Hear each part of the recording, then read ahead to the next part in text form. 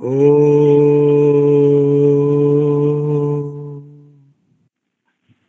पार्थाय प्रतिबोधिता भगवता नारायणेन स्वयं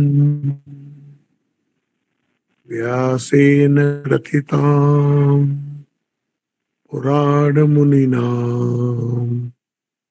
मध्ये महाभारतम् अद्वैतामृतवर्षिणीं भगवतीम् अष्टादशाध्यायिनीम् अम्ब त्वामनुसन्दधामि भगवद्गीते भवत्वेदिनीम् वसुदेवसुतं देवं कंसचाणूरमर्दनम् देवकी परमानन्दम् कृष्णं वन्दे जगद्गुरुम्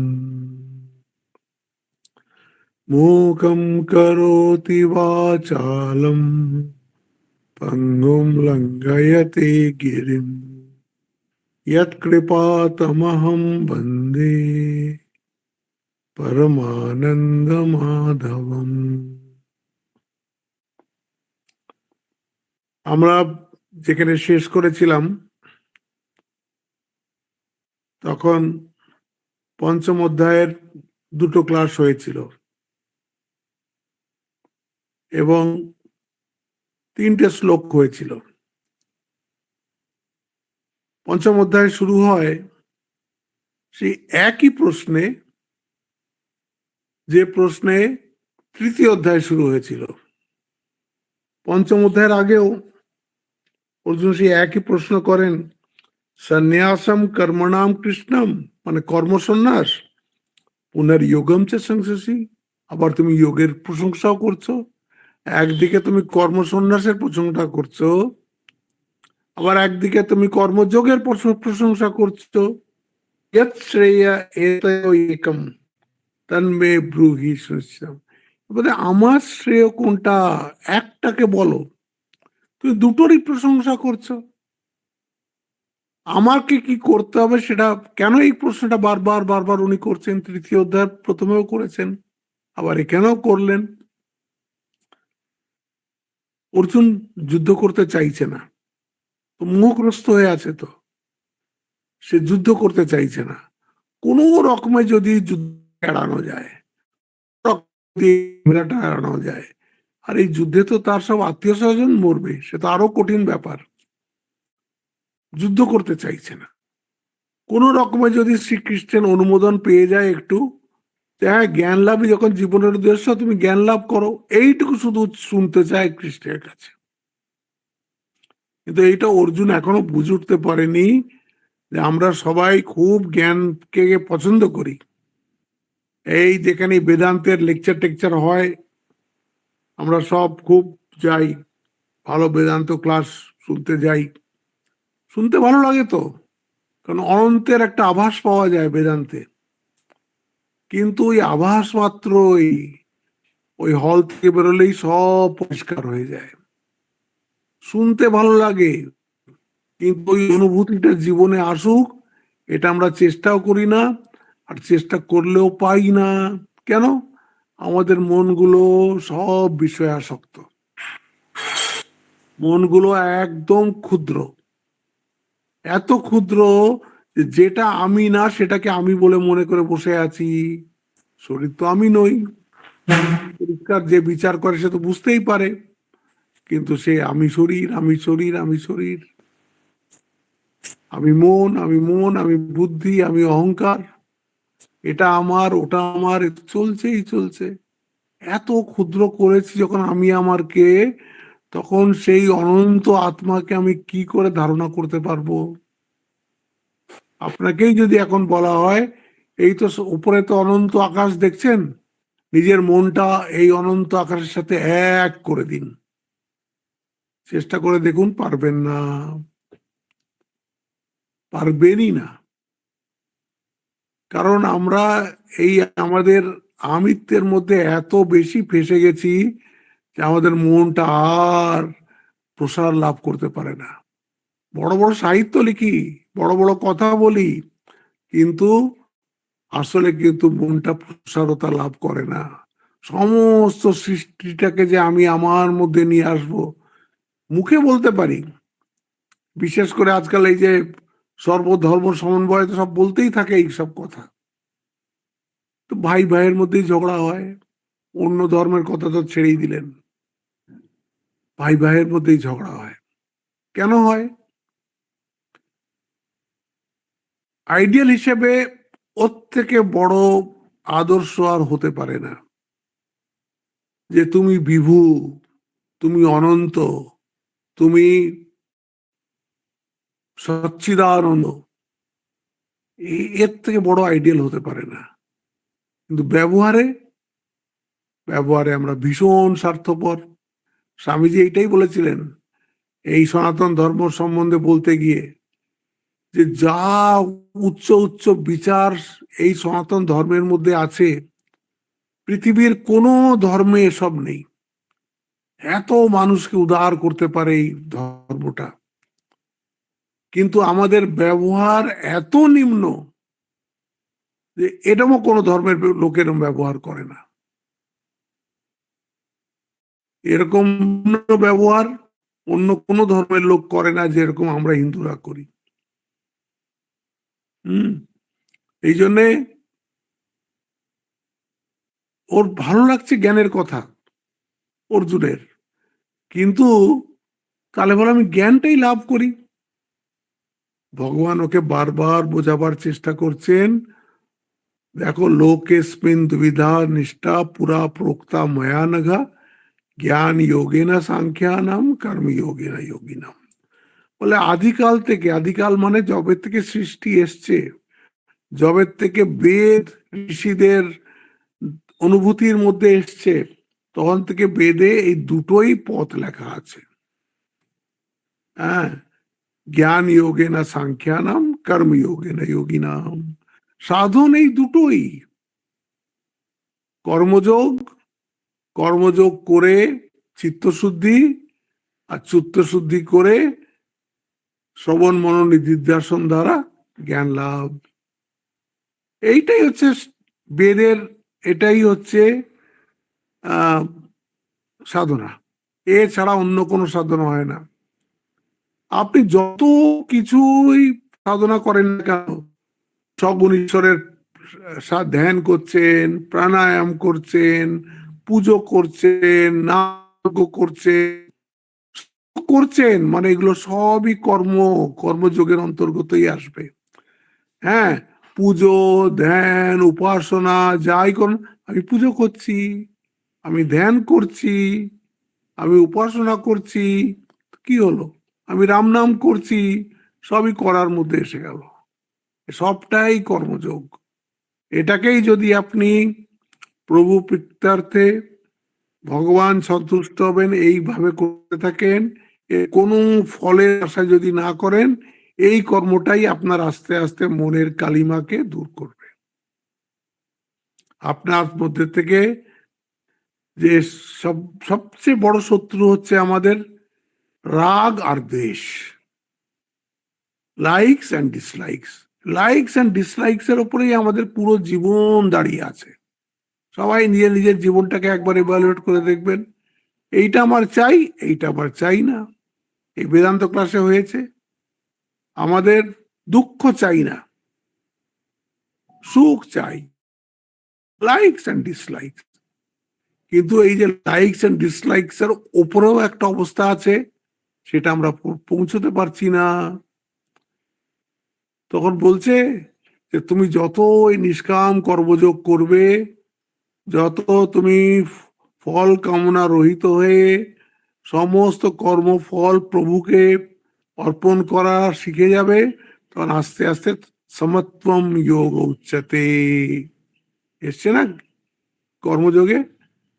হ্যাঁ, বুদ্ধিযুক্ত যাহা তিহা উভেদ সুকৃতে দুষ্কৃতে তসমাৎ যোগায় যুজস্ব যোগা কর্মসু কৌশলম কর্মজম বুদ্ধিযুক্তা হি ফলম ত্যক্তা মনীষিণা। সব দেখুন বলছে একদম সমত্বম যোগ উচ্চতে।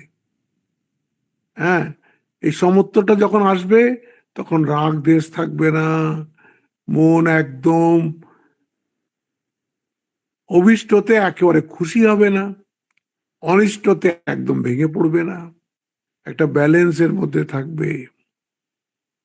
তারপর বলছে যে সংসারে থাকলে কি করে ব্যালেন্সের মধ্যে থাকবে? সংসারে থাকলে তো একটু রাগ দেশ তো থাকবেই, থাক, একটু রাগ দেশ থাক, তাতে অসুবিধা নেই। কিন্তু এইটা যদি আমাদেরকে ওভার পাওয়ার করে ফেলে, এইটা না হলে আমি বাঁচবই না, বা এ চলে গেছে, এই আমার জীবনে সব চলে গেছে, এরকম মন যেন না হয়। একটা ব্যালেন্স মাইন্ডের চেষ্টা করতে হবে, সব জায়গায় সর্বাবস্থাতেই একটা ব্যালেন্স মাইন্ডের চেষ্টা করতে হবে। তাই জন্যই উনি বললেন, যখন জিজ্ঞেস করা হলো যে কি বললে আপনি একটা আমাকে বলুন, তখন উনি বলছেন সন্ন্যাস কর্মযোগশ্চ নিঃশ্রেয় করা উভৌ। অবশ্যই দুটোই ভালো, কর্মসন্ন্যাসও ভালো আর কর্মযোগও ভালো। তয়োস্তু কর্ম সন্ন্যাসাৎ কর্মযোগ বিশিষ্যতে। অর্জুনকে প্রতিনিধি স্বরূপ সামনে রেখে আমাদের পুরো মানব জাতিকেই বলছেন এই কর্মসন্ন্যাস থেকে কর্মযোগই ভালো। আমাদের জন্য স্ট্রিক্ট ইনস্ট্রাকশন যে কর্মযোগ, কর্ম করো, যে কর্মটাই তুমি পেয়েছো সেটাই ভালো করে করো, এই কর্ম দ্বারাই তোমার চিত্তশুদ্ধি হবে। আর যখন চিত্তশুদ্ধি হয়ে যাবে তখন আস্তে আস্তে মন নিজেই জ্ঞানের দিকে চলে যাবে, আর তারপরে জ্ঞান লাভ হয়ে যাবে। বলছে কিন্তু আমরা তো বাড়িতে থাকি, তাহলে তো আমাদের কবে এই হবে, এই এই কি বলে, এই কবে আমরা এই জ্ঞান লাভের অধিকারী হব? তখন বলছেন তুমি সন্ন্যাসীর মতন জীবন যাপন করতে চাও তো, যাতে করে ঝামেলাহীন জীবন, গেয় নিত্য সন্ন্যাসী বলে, তাকেই নিত্য সন্ন্যাসী বলে। ইয়ো না দ্বেষ্টি না কাঙ্ক্ষতি, যে দ্বেষও করে না, যে আকাঙ্ক্ষাও করে না। গেয় নিত্য সন্ন্যাসী ইয়ো না দ্বেষ্টি না কাঙ্ক্ষতি, তারপরে নির্দ্বন্দ্ব হি মহাবাহ, তার জীবনে কোনো দ্বন্দ্ব থাকবে না। আমাদের তো দ্বন্দ্বে দ্বন্দ্বে ভর্তি। আমার দিকে এরম করে তাকালো কেন? দুইজন বাইরে ওখানে দাঁড়িয়ে কথা বলছে, আমি মনে করলাম আমার সম্বন্ধে কথা বলছে, কিন্তু রোজ হচ্ছে। এই দ্বন্দ্বগুলো আমার ভেতরেই আছে। নির্দ্বন্দ্ব হি মহাবাহ সুখম বন্ধাত প্রমুচ্যতে, সে বন্ধন থেকে একদম বেরিয়ে গিয়ে একদম সুখের মধ্যে থাকে। গেয়, এটা খুব ইম্পর্টেন্ট শ্লোক, গেয় স নিত্য সন্ন্যাসী ইয়ো না দ্বেষ্টি না কাঙ্ক্ষতি, নির্দ্বন্দ্ব হি মহাবাহ সুখম বন্ধাত প্রমুচ্যতে। সেদিন আমি বলেছিলাম যে এটাকে বলছে মোক্ষ। মোক্ষ মানে সমস্ত বন্ধন থেকে ছুটে যাওয়া। মোক্ষ মানে হচ্ছে যত কিছু আপনাকে পিছনে টেনে রেখেছে সেই সব মানসিক ভাবে তার থেকে আপনি বেরিয়ে আসবেন। আপনি যখন রিয়েলাইজ করবেন আপনি তো আত্মা, তখন আর কে আপনাকে বাঁধে, কি আপনার থেকে আলাদা কে থাকলো? সব তো আপনার মধ্যে এসে গেল, আপনি সবার মধ্যে হয়ে গেলেন। তাই বলছেন গেয় স নিত্য সন্ন্যাসী ইয়ো না দ্বেষ্টি না কাঙ্ক্ষতি। তারপরে বলছেন বলছেন দেখো পথ সাধন এইভাবেই হবে, সে কিন্তু লাইফস্টাইল আলাদা আলাদা হতে পারে। লাইফস্টাইল কেরম হতে পারে? তুমি গৃহস্থ হয়েও তোমাকে তো জ্ঞান লাভ করতেই হবে, মোক্ষ তো তোমারও চাই। একটা সন্ন্যাসীও যে সন্ন্যাস নেয় তারও মোক্ষ চাই, তাই বলে সে এগিয়ে নেই। তাকে নিজের সন্ন্যাস ধর্ম পালন করতে হবে, তোমাকে তোমার গৃহস্থ ধর্ম পালন করতে হবে। যে গৃহস্থ তাকে নিষ্কাম কর্ম করে জ্ঞানের অধিকারী হয়ে জ্ঞান লাভ করতে হবে। যে সন্ন্যাসী তাকেও ধর্ম পালন করে তারপরে জ্ঞান লাভের অধিকারী হতে হবে। এই গেরুয়া পড়লে শুধু কিছু হয় না। জনকের এতে একটা গল্প আছে, জীবনে একটা গল্প আছে, যেখানে ওনার গুরু ছিলেন অষ্টাবক্র। তো গুরু এই আত্মজ্ঞানের কথা বলছেন, সব সন্ন্যাসীরা বসে আছে, কিন্তু তার মধ্যে জনক বসে আছেন। তো এই সন্ন্যাসীদের পছন্দ হচ্ছে না, ত্যাগীদের পছন্দ হচ্ছে না, যে গৃহস্থ হয়ে কি করে আমাদের এর মধ্যে আসে। ও তো এই আত্মজ্ঞান শোনার তো অধিকারী নয়। গুরু ঠিক বুঝতে পেরেছেন। গুরু কি করেছেন, একটা মায়া সৃষ্টি করেছেন। মায়া সৃষ্টি করেছেন, সব দাউ দাউ করে জ্বলছে, সব দাউ দাউ করে জ্বলছে। এর মহলও জ্বলছে, আর সাধুদের ছোট ছোট যে পর্ণ কুটির সেগুলো দাউ দাউ করে চলছে। যার জ্বলছে সে চুপ করে বসে আছে, তার মনে কোনো হেলদোল নেই, সে এক মনে বেদান্ত পড়ে যাচ্ছে, যা গুরু বলছেন সেগুলো শুনে যাচ্ছে। আর এদের কিছু নেই, ঘরে হয়তো একটা লেংটি পড়ে আছে, হ্যাঁ, পাতা, এই পাতা দিয়ে ছাদ বানানো একটা কুড়ে ঘর, ছুটো সব তার মধ্যে, যা আছে তা রক্ষা করার জন্যে। তারপরে দেখছে যে আগুন টাগুন তো কিছুই লাগেনি, কোথাও আগুন লাগেনি। তারা আবার ফিরে এসছে, দেখছে যেমন ক্লাস চলছিল তেমনই ক্লাস চলছে, আর একমাত্র জনক নিবিষ্ট মনে শুনে যাচ্ছে গুরুর কথা। তখন এরা বুঝতে পারলো যে এই কাপড়ের সঙ্গে কিচ্ছু হয় না, লাইফস্টাইলের সঙ্গে এটার কিছু নেই, যোগ নাই। তোমার মনটা কি চায় তার উপরেই হচ্ছে আসল কথা। এই জন্য বলছে যে তুমি যদি গৃহস্থ থাকো তাহলে তুমি নিষ্কাম কর্মযোগ করো এবং জ্ঞান লাভের অধিকারী হও, জ্ঞান লাভ করো। সন্ন্যাস তোমার যদি নেওয়ার ইচ্ছে হয় শেষ বয়সে, সে তুমি দেখে নিও। আর যদি তুমি সন্ন্যাসী হও তাহলে উত্তম সন্ন্যাসী হওয়ার চেষ্টা করো, আর 24/7 জ্ঞান লাভের চেষ্টা করো। পথ একটাই, দুভাবেই যাওয়া যায়, গৃহস্থ হয়েও যাওয়া যায়, সন্ন্যাসী হয়েও যাওয়া যায়, কিন্তু কারো কেউ আগে পৌঁছবে এর কোনো নেই। যার ইন্টেন্সিটি যত বেশি, যার বৈরাগ্য যত বেশি, যে আত্মাকে যত তাড়াতাড়ি যত ভালোভাবে জানতে চায়, তার উপরে ডিপেন্ড করছে সব। এইটা হয়ে গেল। আজকে বলছেন, এই অবধি আমাদের হয়ে গেছিল, আজকে বলছেন দেখো মানুষ কিরকম বোকা। বলছে সাংখ্য যোগ পৃথক বালা। সাংখ্য আর যোগ মানে জ্ঞান আর কর্ম যে পৃথক, এটা কারা বলে? বালা। বালা মানে বাচ্চারা, মানে বিবেকহীনরা। এখানে খুব সুন্দর তার এই দিয়েছে, কি বলে, কোথায় গেল ওর ভাষ্যটা, খুব সুন্দর। হ্যাঁ, বালা অনিষ্পন্ন জ্ঞানা শাস্ত্রার্থ বিবেক জ্ঞান শূন্যা। হ্যাঁ, শাস্ত্র পড়েছে কিন্তু বিবেক আসেনি, কিছুই বুঝতে পারেনি সে, বিবেক জ্ঞান শূন্য, যে তাকে বলছে বালা।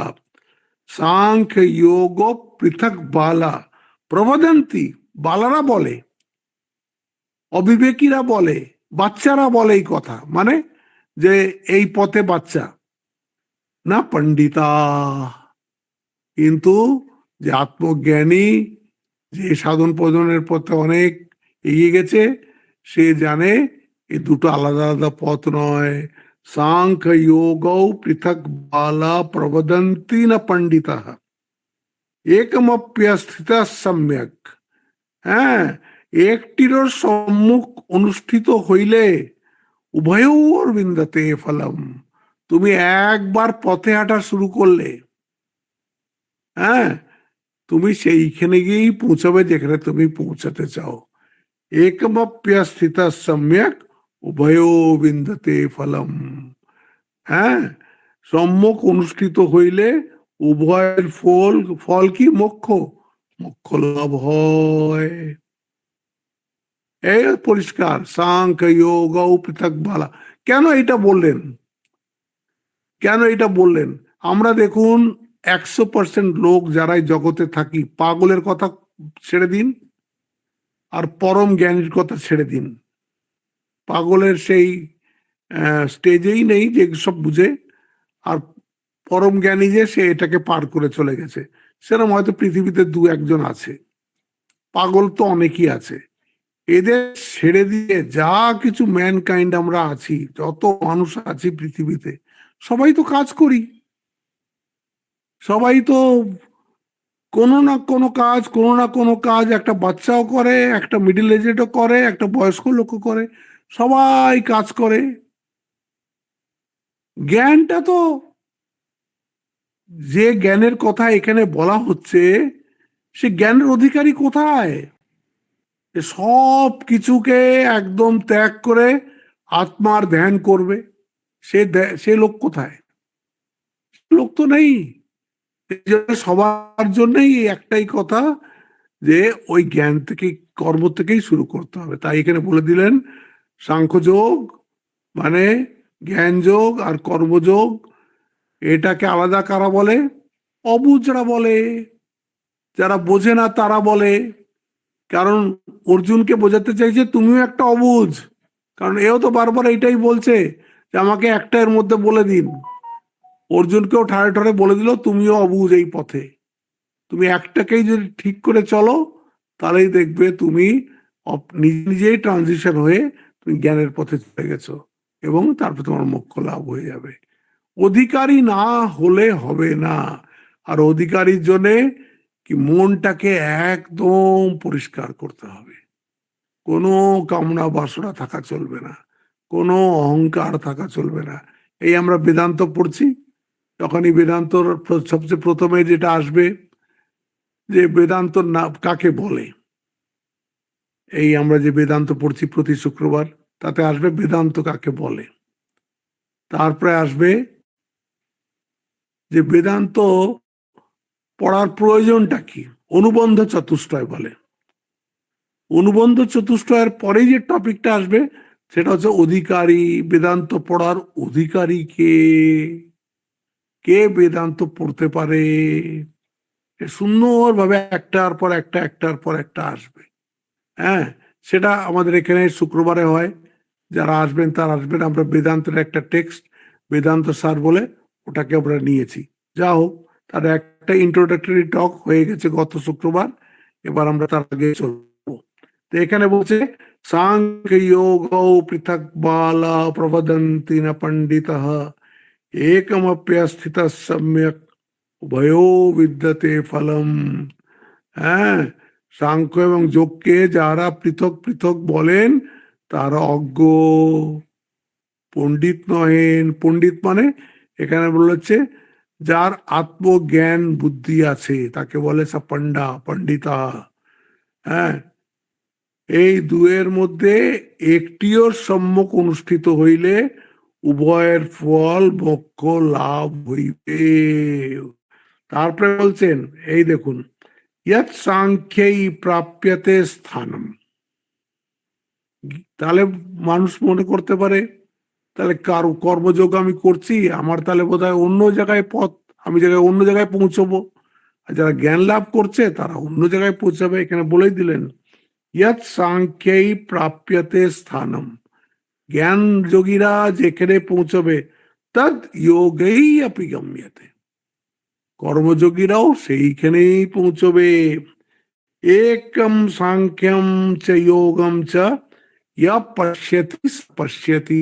কি সুন্দর দেখুন, বলছেন সেই ঠিক ঠিক দেখে, যে দেখে সাংখ্য আর যোগ এক।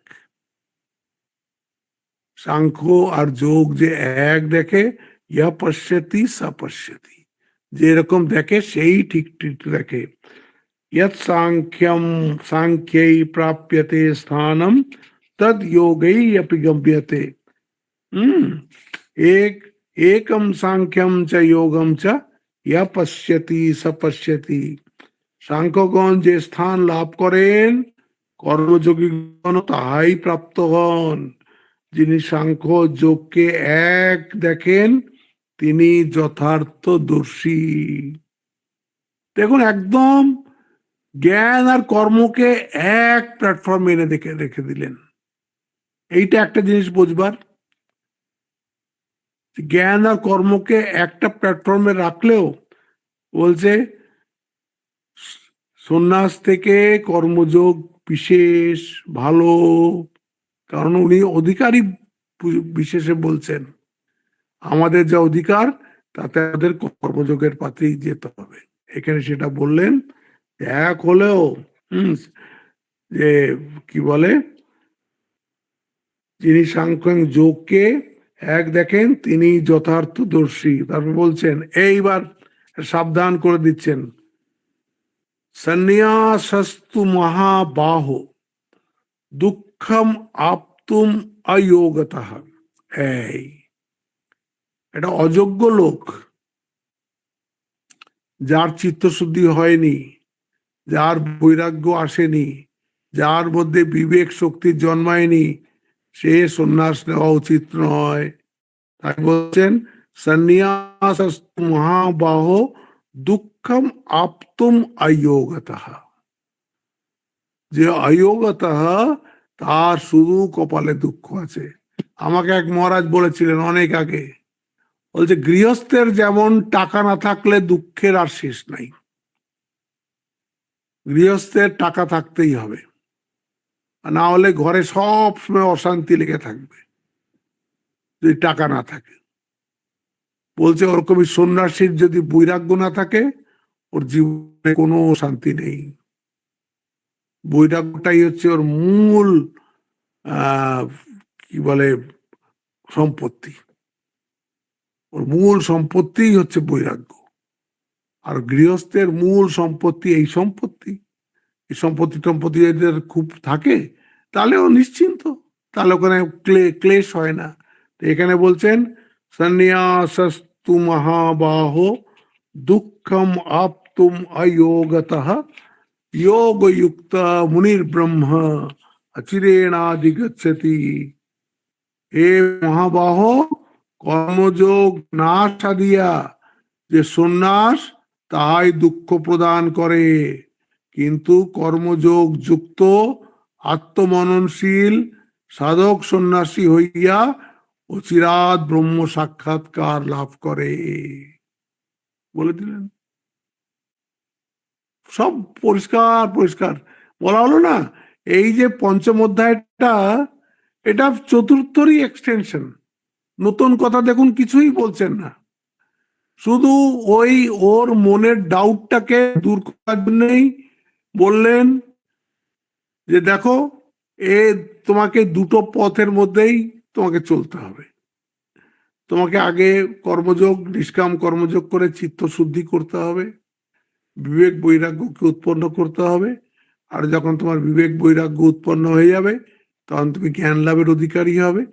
তখন তুমি জ্ঞান লাভ করে গুরুর কাছে, আর সেই সাধন করে আর একদম মুক্ত হয়ে যাবে। এইটাই রাস্তা। এখন তুমি গৃহস্থ হয়ে যাবে না সন্ন্যাসী হয়ে যাবে, সেটা তোমার চয়েস আছে। তাও বলছে সবচেয়ে ভালো হচ্ছে, ঠাকুরও বলছেন, এই কেল্লা থেকে লড়াই করা, ঘরে থাকো না, ঘরে থাকো, নিষ্কাম কর্মযোগ করো, হ্যাঁ, সাধন ভজন করো, যা করার করো, আর এখান থেকে তুমি আস্তে আস্তে করে নাও। এই জন্য বাইরে বাইরে বাইরে কোথায় কোথায় ঘুরে বেড়াবে, 10টা লোককে ভাবাবে, বাড়িতে থাকো, করো। হ্যাঁ, এইখানে এই জন্য বলে দিলেন যে এরাই যথার্থদর্শী। যেখানে সাংখ্য পৌঁছায়, এখানে সেখানেই সন্ন্যাসস্তু মহাবাহ দুঃখমাপ্তু অযোগতঃ।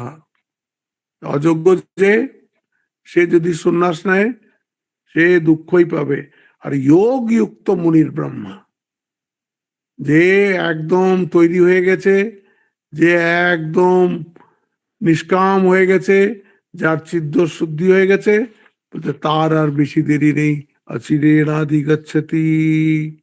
তারপরে বলছে योग युक्तो विशुद्धात्मा विजितात्मा जितेन्द्रिय सर्वभूतात्म भूतात्मा কুর্বন্নপি ন লিপ্যতে। এই দেখুন, এইটা গৃহস্থদের বলে দিচ্ছেন। এটা বিশেষ করে এটা এই ইনস্ট্রাকশনটা গৃহস্থদের জন্য। এখান লাস্ট থেকে শুরু করুন। কুর্বন আপি না লিপ্যতে, তারা কর্ম করেও কর্মেতে তারা আসক্ত হয় না। না লিপ্যতে মানে লিপায়মান হয় না। আমি করেছি এই ভাব তার আসে না। কেন আসে না? কুর্বন আপি না লিপ্যতে কেন আসে না? সর্বভূতাত্মভূতাত্মা, তার আমিটা তো নেই, তার আমিটা তো চলে গেছে। তো সর্বভূতের মধ্যেই সে নিজেকে দেখতে পাচ্ছে এবং সমস্ত ভূতকেই নিজের মধ্যে দেখতে পাচ্ছে। এই জন্য বলছে সর্বভূতাত্ম ভূতাত্মা। বলছে এরকম কারা হয়? এটা তো খুব কঠিন যে সবার মধ্যে আমাকে দেখছি, আমার মধ্যে সবাইকে দেখছি। তার জন্য তোমাকে সবচেয়ে আগে জিতেন্দ্রিয় হতে হবে। পিছন থেকে যাচ্ছি আমরা। জিতেন্দ্রিয় কি করে হবো? বলে যখন তুমি ইন্দ্রিয়গুলোকে জয় করতে পারবে। বিজিতেন্দ্রিয়, বিজিত আত্মা, এখানে আত্মা মানে ইন্দ্রিয়। বিজিত আত্মা জিতেন্দ্রিয়। তো আমি আত্মাকে, আমার ইন্দ্রিয়গুলোকে কি করে জয় করব? বিশুদ্ধ আত্মা। ও, সেই চিত্ত শুদ্ধির কথা এসে গেল। কাম ক্রোধ লোভ মোহ মদ মাৎসর্য এগুলোকে আস্তে আস্তে আস্তে সেটা কি করে হবে? যোগযুক্ত। যোগযুক্ত মানে একদিকে তুমি নিষ্কাম কর্ম করবে, অন্যদিকে অন্য হাত দিয়ে ভগবানকে ধরে থাকবে। একদম সিম্পল, কোনো কঠিন নয়। সংসারে থেকেও এই দেখুন একদম পরিষ্কার গীতায় বলে দিয়েছে, একদম রাস্তা পরিষ্কার করে দিয়েছে। যোগযুক্ত বিশুদ্ধাত্মা বিজিতাত্মা জিতেন্দ্রিয় সর্বভূতাত্মভূতাত্মা কুর্বন্নপি ন লিপ্যতে। সে সমস্ত কর্ম করেও কোন কর্মের সঙ্গে অ্যাটাচড হয় না। কেন হয় না? সেখানে নেই। সমস্ত ভূত তো তার মধ্যে, তিনি সবার মধ্যে। সেখানে আপন পরের ভাবই নেই। আপন পরের ভাবই সেখানে চলে গেছে, মুছে গেছে। তো সে কর্ম করেও, হ্যাঁ, কি বলে, কিছুই কর্ম করেও কর্মের না। কখন হবে এরকম? যখন তার ইন্দ্রিয়গুলো তার বশের মধ্যে থাকবে। জিতেন্দ্রিয় কি করে হবে? সে ইন্দ্রিয়কে জয় করতে হবে। বিজিত আত্মা, সেটা কি করে হবে?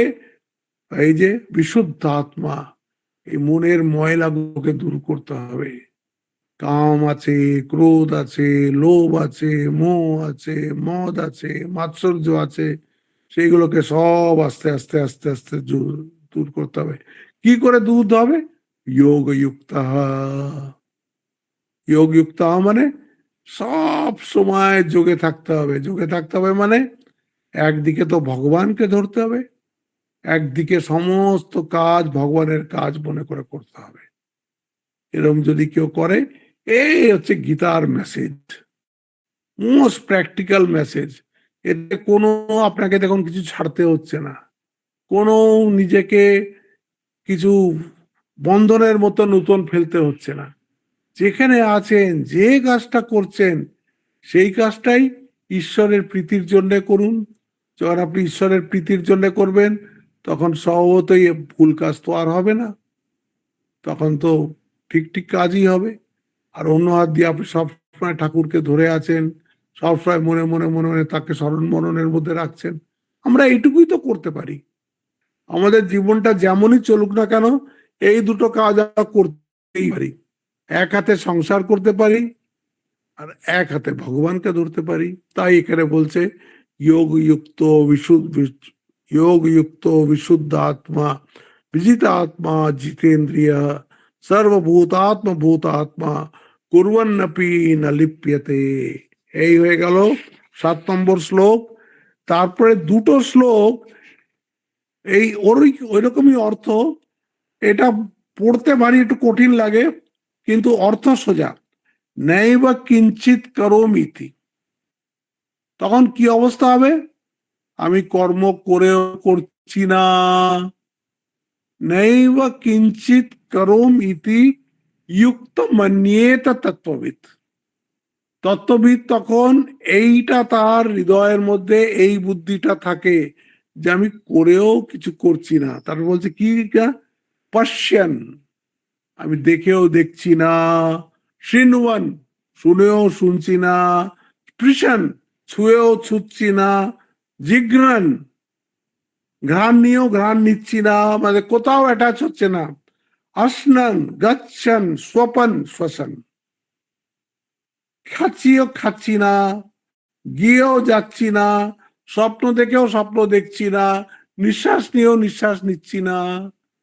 দেখছেন, সমস্ত শরীরের একটা একটা করে ক্রিয়া বলে দিচ্ছে। তারপর বলছে প্রলাপন, ঋষিজন, গৃহণ, উন্মিশন, নিমিশন ইন্দ্রিয়ান ইন্দ্রিয়ার্থেষু বর্তন্তে ইতি ধারয়ন। দেখুন, যোগী ক্রমশ তত্ত্ববিদ হইয়া দর্শন, পশ্যন, শ্রবণ, স্পর্শ, ঘ্রাণ, ভোজন, গমন, শয়ন, নিঃশ্বাস গ্রহণ, তারপরে আবার বলছে নিঃশ্বাস গ্রহণ, তারপরে বলছে প্রলাপন, কখনো ত্যাগ, কখনো গ্রহণ, উন্মেষ, নিমেষ করিয়াও মনে করেন আমি কিছুই করি না। এ সমস্ত ইন্দ্রিয় সমূহ স্ব স্ব বিষয়ে প্রবর্তিত হয় মাত্র। দেখছেন, আপনি অকর্তা আত্মা এই শরীরের মধ্যে আছেন, কিন্তু কোনো ক্রিয়ার সঙ্গে আপনি যুক্ত নন। এর আগে একটা শ্লোক আসবে, ভেরি ইম্পর্টেন্ট, 14 নম্বর শ্লোক, না দত্তে কশ্চিৎ পাপম। ভগবান ওখানে পরিষ্কার বলবেন তুমি যাই করো তার কিন্তু আমি লিপ্ত নই, তুমি তোমার কর্ম করছো। হ্যাঁ, আমি ওইসব কর্মফল টল আমাকে দিও না, আমি একদম আলাদা। এখানে সেটাই বলে দিলেন যে নৈব কিঞ্চিত করোমিতি যুক্তো মন্যেত তত্ত্ববিদ, পশ্যন, শৃণ্বন, স্পৃশন, জিঘ্রন, আসনন, গচ্ছন, স্বপন, শ্বসন, প্রলপন, ঋষিজন, গৃহণ, উন্মিশন, নিমিশন্নপি ইন্দ্রিয়াণি ইন্দ্রিয়ার্থেষু বর্তন্ত ইতি ধারয়ন। এই ইন্দ্রিয়গুলো নিজের কাজ নিজে নিজের করছে। ইন্দ্রিয়ের কাজ একটা বড় জায়ান্ট ইঞ্জিন দেখুন, তাতে ওই বিভিন্ন পার্টস আছে ইঞ্জিনের, তারা নিজের নিজের কাজ করে চলেছে, তারা নিজে নিজের কাজ করে চলেছে। আমাদের শরীরটাও সেরকম একটা বিরাট ইঞ্জিন, এর মধ্যে কত রকমের কাজ হচ্ছে। যদি আপনি জানতে চান তাহলে কি করুন, কান দুটো বন্ধ করে বসুন একদম, তারপর দেখবেন ভেতরে যেন আপনার একটা ফ্যাক্টরি চলছে, আপনি পরিষ্কার শুনতে পারবেন ভেতরে একটা ফ্যাক্টরি চলছে। কত রকমের সিস্টেম আছে আমাদের মধ্যে, respiratory system, nervous system, blood circulation system, হ্যাঁ, নানান রকমের সিস্টেম আছে। এনজাইমস নিজের থেকে বেরোচ্ছে, খাওয়াকে নিজে নিজে হজম হচ্ছে, আপনি তো কিছুই করছেন না। আপনি শরীরের মধ্যে থেকেও কিন্তু শরীর থেকে আলাদা।